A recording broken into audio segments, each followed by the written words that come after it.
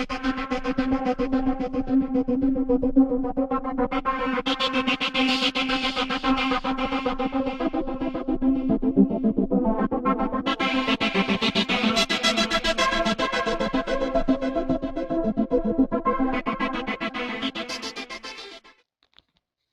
Friends, ഇന്ന് ഞാൻ ഇവിടെ കാണിക്കാൻ പോകുന്ന വീഡിയോ എങ്ങനെയാണ് നമ്മുടെ ഡെസ്ക്ടോപ്പിൽ ഹൈഡായ ഒരു ഫോൾഡർ ഉണ്ടാക്കുന്നത് എന്നതിനെക്കുറിച്ചാണ്.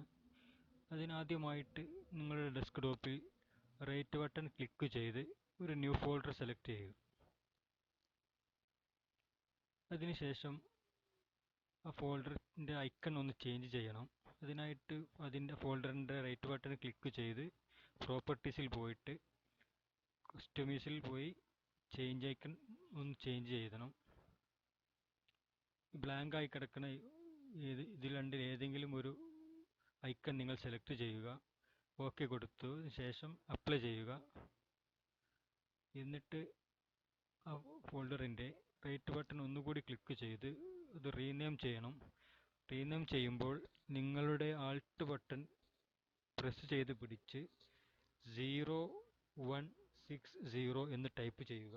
അതിനുശേഷം എൻ്റർ കൊടുക്കുക. നമുക്ക് നോക്കാം എങ്ങനെയാണ്.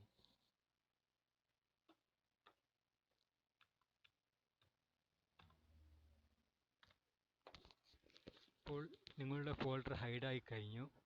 ഇനി നിങ്ങൾക്ക് വേണമെങ്കിൽ ഡബിൾ ക്ലിക്ക് ചെയ്താൽ ഫോൾഡർ ഓപ്പൺ ആക്കാം. ആവശ്യാനുസരണം എവിടേക്ക് വേണമെങ്കിൽ മൂവ് ചെയ്യിക്കാം.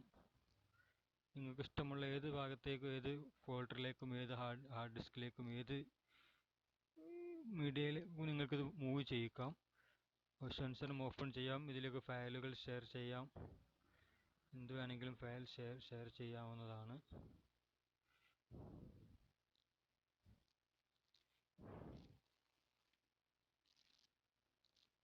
ഓക്കെ,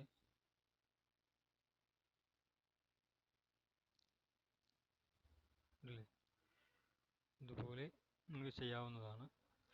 ഈ വീഡിയോ നിങ്ങൾക്ക് ഇഷ്ടപ്പെട്ടുവെങ്കിൽ എല്ലാ കൂട്ടുകാർക്കും നിങ്ങൾ ഷെയർ ചെയ്യുക.